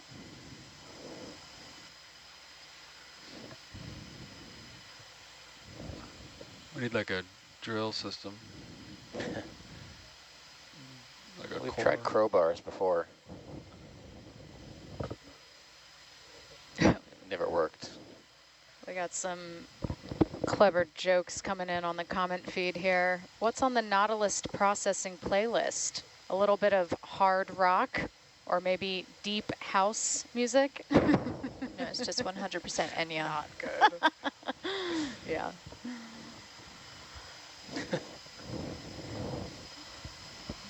Lo-fi. I want to live in those little caves. Those are sweet caves. We do have a van Bluetooth. I just don't think anyone's using it. Yeah, there is a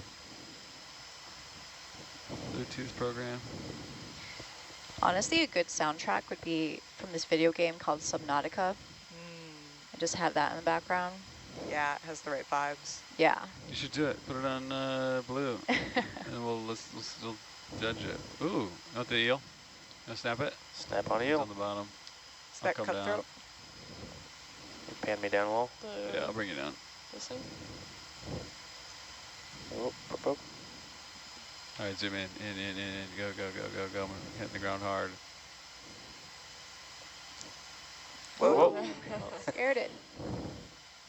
Wow, it's cool how Oh, it can she's sort of coming swim back. backwards. Doesn't have to turn skate around. It's along gonna the open ground. its mouth. Is that a parasite maybe? On its mouth? Sometimes there are isopod parasites that Oh, again on the parasitize the face? bodies Yeah. of fishes. Huh. cloud's really coming right Oh, there. right underneath. Porch. Should I land on it? Do you want to sample it? Oh, Ooh. That's so cool. They can swim backwards. backwards, yeah. I like that they swim backwards the same way they swim forward. Just Reverse throw it S. into reverse. Like, I don't know why that is unexpected to me, but it is. You don't see fish swim backwards very often. No, that's true. All right, team, I'm going to hop out of the seat, give Matt his seat back, but thanks for letting me sit in for a little bit. Hi, Marley. This is a great dive, and yeah, enjoy the rest of your watch. Thanks to everybody for tuning in. And here's Matt. Adios. Rock shelf to the right. Yeah, the little cavity down there. A little amphitheater. Yeah. Or a wave. Yeah.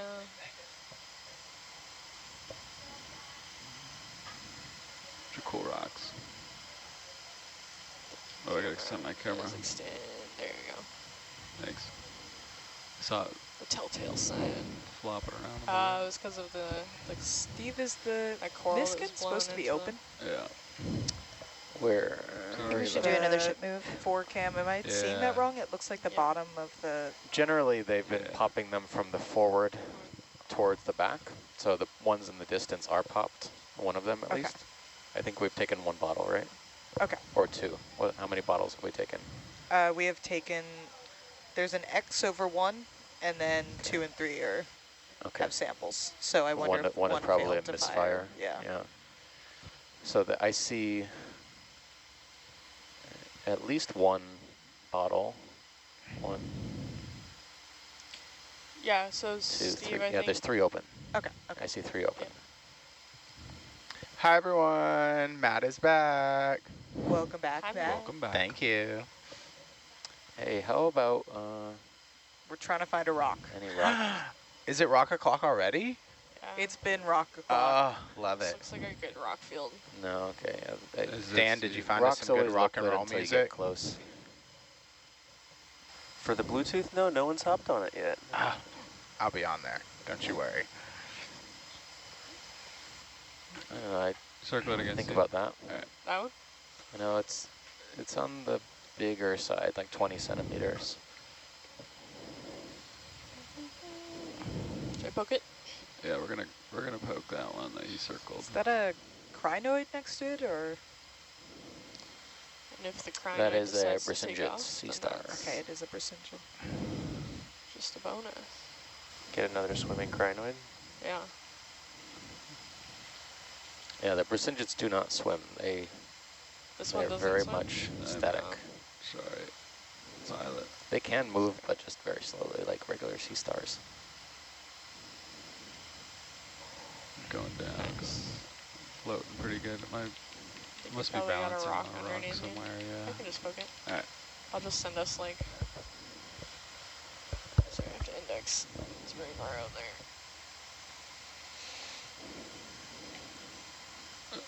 That one looks pretty solid. It's All right. there. And they're All right, pretty good. Let's keep going a bit. Do you want me to look over to the left or I'm not? hoping, no, that's all right. I'm hoping that maybe as we get closer to this slope coming up, Yeah. that Fine with the bottom. we'll get more stuff. Yeah. Good.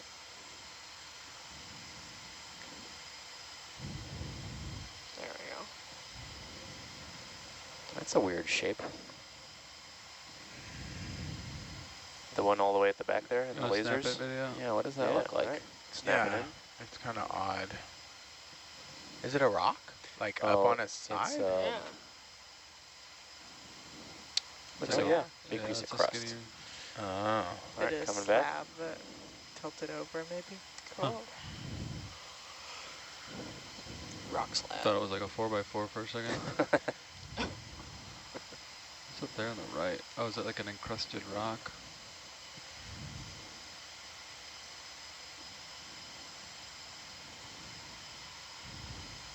Oh, I'm out of tether. You got a ship we're moving? Actually, Or I can come down a little bit, but yeah, you are out of tether.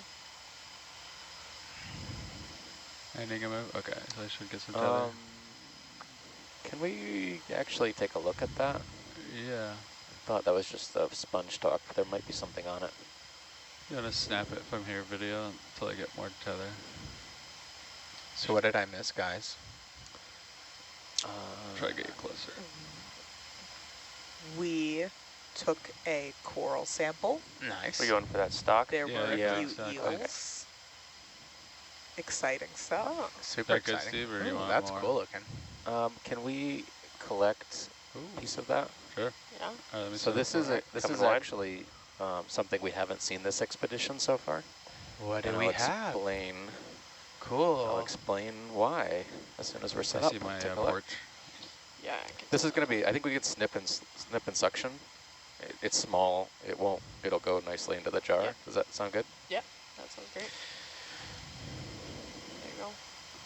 So this is set up so that I can access the suction. a bit of I'll a just snip it and then I can zoological take off and illusion. Oh yeah, you can snip This it animal? and then present A it to the zoological end what, of the sorry? nozzle. Yeah. Illusion. Illusion. oh, I see. Yeah. You're gonna perch on the top. Nice. Yeah. Interesting. This is Excited to learn more. a. Yeah. Okay. This is actually a coral, but the coral is not responsible for the structure it's growing on. What is responsible? Another coral. Ah. It's an imposter. Is it a type of like mutualism or? It's a good question.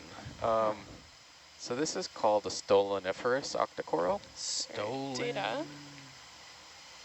Do I have anything in jar 4?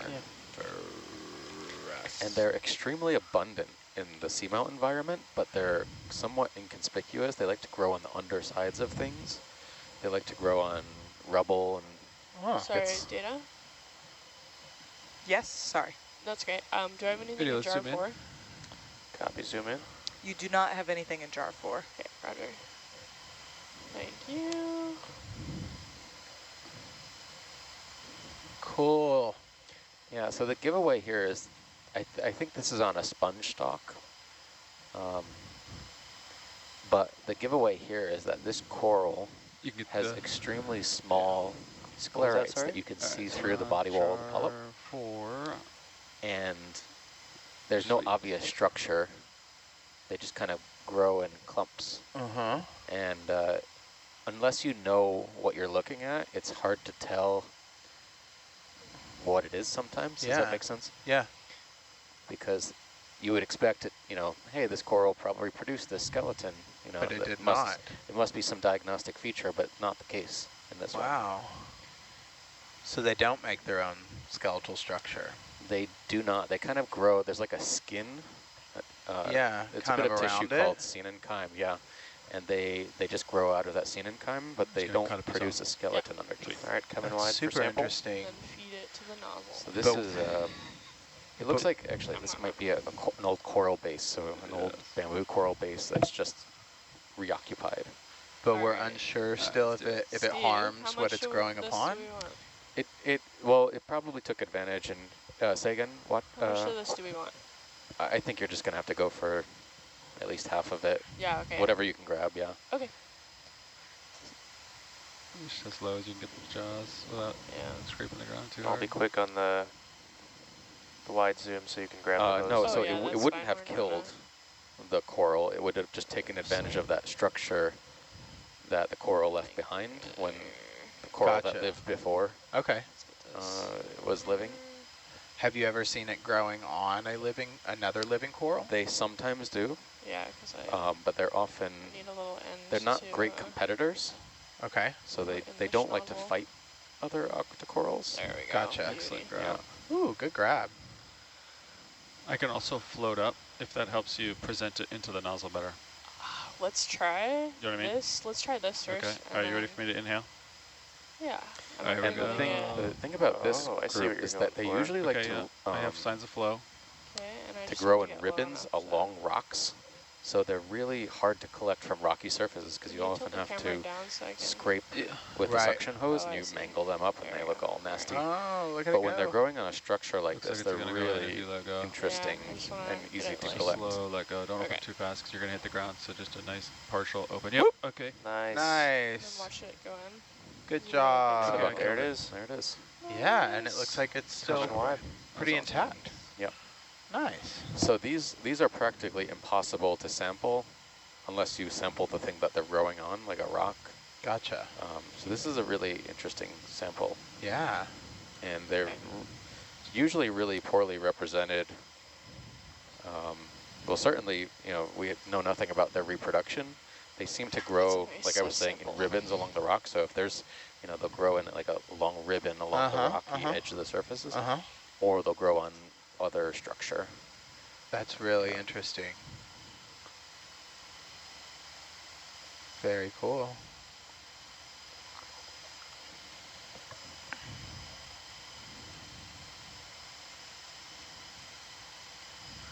These are big boulders here. I wonder if these fell off a steep incline that we're coming up on. You know what I mean? Interesting. Yeah.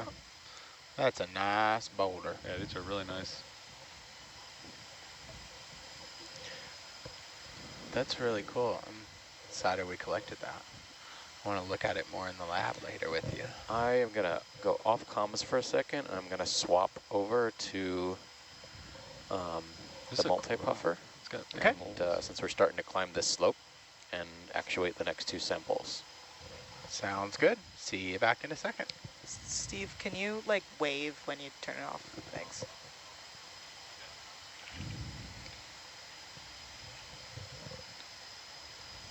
How's this heading look? Yeah. Yes. Atalanta still has sonar in that general direction. I assume you all did introductions already. We did. Okay. Not yours. Not mine. Well, for those of you just joining in, my name. Oh, yeah, I'm on camera. I'm going to turn off pump 5 right now. Okay. All right. Thank you. 5 off. And I'm going to turn on 7 and 20 8. meters? All right. We're going to skip 6. But skip 6 was not working, and 7 and 8 are going on. All right. And they are both flowing. Data, could you repeat that to me? I didn't really. This is going to be the start of Multipuffer, and it's going to be samples 191 and 192. Okay, which number of Multipuffers is starting? It's going to be 7 and 8.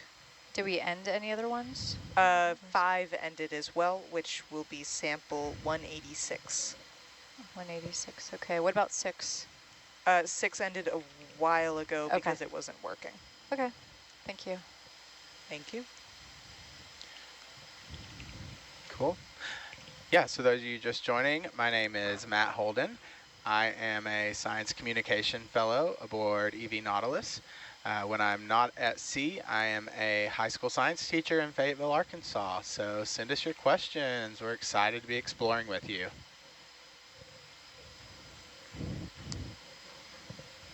Matt, what's amazing is a lot of people from the Marshall Islands have been to Arkansas. I know, it's wild. I was talking to Mariana and she said she has relatives that live there. And I was like, now that we know each other, next time you come, you'll have to let me know and I'll show you around. Yeah, so Northwest Arkansas actually has one of the largest Marshallese populations in the world, larger than some of the actual Marshall Islands. So yeah, we have a very big community of students that we serve, and I'm excited to bring this experience back to them. So it's between Arkansas and Oregon, correct, that they go to? Yes, I believe so. I'm good for 20 meters. All right, do another 20 meter. 300. 300? Yeah. Bridge nav.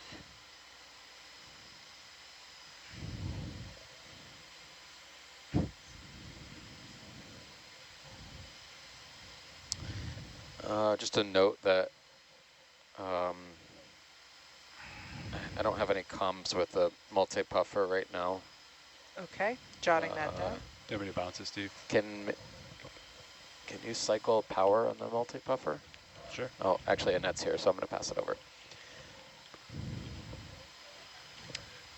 Someone just asked about, I guess the other shift was talking about the award that I recently received, so I'm going to shamelessly go ahead and brag about that. I recently found out that I've been awarded a Fulbright Fellowship through the Teacher for Global Classrooms. super excited to be joining that family, excited to learn where I'm going to get to travel to, and I'll basically spend 3 weeks to a month abroad teaching in another country and learning about their education system, and hopefully learning a little bit more about global education and inspiring my students to become global citizens. Woo! Do you have a preference of where you would want to study? So there's specific specific countries hosting this year, and so we get to select kind of our geographic preferences, and I selected Asia, Northern Africa, and South America. All right, I think we might have some loose rocks here. Oh, there's a parasite on that grenadier. You see the white dot on it? Oh, yeah, yeah, that's cool. Let's do it. Leela, Yes. I'm going to turn off pump 7 and 8 right now. Okay. Nice. Isopod. And A little higher. are they not responding? wow. So can we turn the power off to the sampler? We need to recycle it? Is this a good time that you guys can do that? Yeah, we can kill the puffer. Okay, Use thanks. that video. Is that a rat tail fish? That's a rat tail, yeah. They go by many names. Rat tail, grenadier. Any idea what the parasite might be? Sorry, Annette. It's an Multipuffer is off. isopod. ISOPOD. Got Sorry, it. what was that? Multipuffer That's is one off. of the ones I can't It's still off. see. Okay. Let's give it a minute and then we'll just restart. Roger. There aren't many, but I got that one. Mainly Those because we do a lab lot of fish. isopod labs in my biology class. Yeah. Does it hurt the fish? Isopods are Can't be good. the same group as roly-polies Yep. on land. Yeah. We do a roly-poly lab like Yep. the very beginning, first week of school. It's always a crowd pleaser. It's one of the few marine groups that successfully reinvaded land. Good Yeah. follow on that. All right. Rocks. Looking Back to for rocks. You ready for power to come back on? Rock or Annette? claw? Yeah, sure. Let's do it. Let me know if that works. Power's on. Thank you. So I think this is a good spot to look for a rock because we're starting at the base of this slope and about to head up, and some of the stuff might be loose enough since it could have fallen down recently. I think anything that looks really obvious, we want to poke. Roger. Copy that. Ship is stationary. Leela, I'm going to restart 7 and 8, but give me a minute until I can confirm that they are running as expected.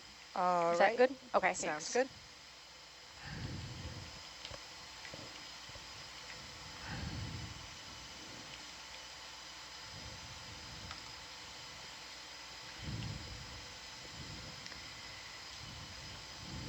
Okay, 7 looks good. What about that one? Oh, What do okay. you think? Or are you looking at elsewhere? That's good.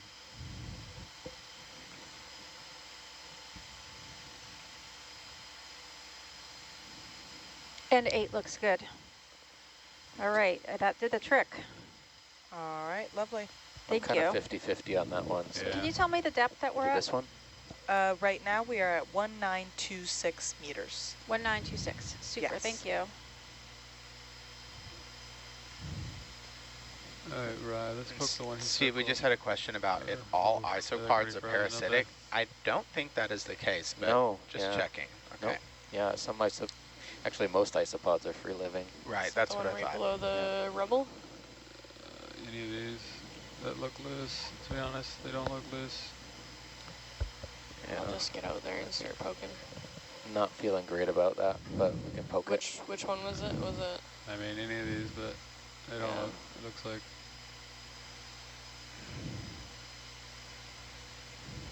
Sorry. Yeah, Doesn't look very that's promising. crusty connected. Oh yeah, that Super one's for crusty. sure Yeah. connected. Negative. Yeah. Up and to the right, kind of off the screen this way, there may Yeah, be some okay. more. Have we collected any rocks on this dive so far? Not yet. Not yet. How about Niskinms? Have we done any since this watch? Not since this watch started, Okay. no. Sounds good, thanks.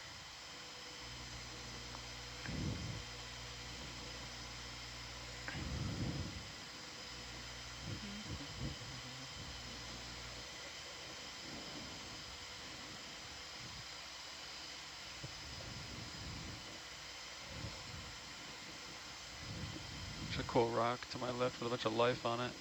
But I guess we'll keep looking. And then, Annette, could I get the water filtered for pump 5? Yes, just give me a moment. I gotta pull it back up. So we're definitely getting to an area where it's going to be more steep. Okay. Start that climb.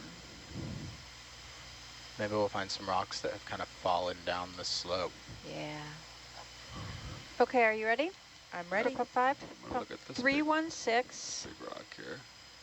330. That's an interesting bubble. 316330. Yes. Thank you very much. It's rubble field up here, Mike. Okay, time. Are you doing time or no? I have it if you need it, but it is up to you if you'd like me to record that. They weren't doing it earlier, so that's fine. Okay. But I do have that for future reference. What about down in here, like any angular rocks? Some of these look more loose, maybe. Just had a question about why we collect these rock samples. So we actually have an amazing geologist on board, and we are collecting rocks for her and her colleagues to further analyze, to tell us more about how these unique environments were formed. They can tell us about volcanic activity in the past, the geophysical processes that helped create these environments, and a little bit more about the history of life on Earth. Or is that? Yeah, we can try poking those. There might be a couple candidates around here. Yeah. Huh. Yeah. That's right. This mountain is solid. All right, let's help me down, and we'll go for pokes. Yeah. Is that close enough to any of those? Yeah. Those all look really solid, but yeah, we'll try that one. Steve, another question. Have you ever seen one of those giant isopods that with a parasite on it? Isopods on isopods? No. Isopods on isopods, yeah. No. Yeah, isopods squared. Sure. All right. No, we have not. But I have seen the giant isopods, though. Yeah, I show my students those when we do the roly-poly lab, when I'm explaining about their evolution and how they have gills and things like that. And well, interesting about their anatomy is that they actually the brood their young, so actually you can see the baby isopods inside the underside of the that's really cool. The parent. Yeah, let's do it. We raise the little roly-polies in the lab too, and you can actually get like all different color morphs, which is really interesting. They have like bright orange ones that look like cow print.